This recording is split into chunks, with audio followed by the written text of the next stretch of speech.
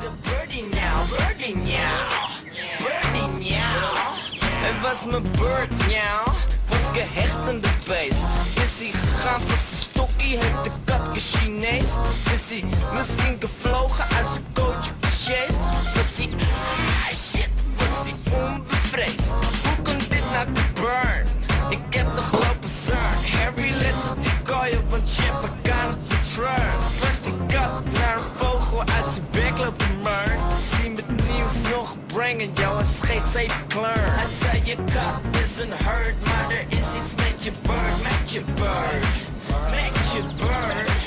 Ik had de kooi op een kier, maar het was geen snuggerdier, snuggerdier, snuggerdier. Je wat de kat zei miauw.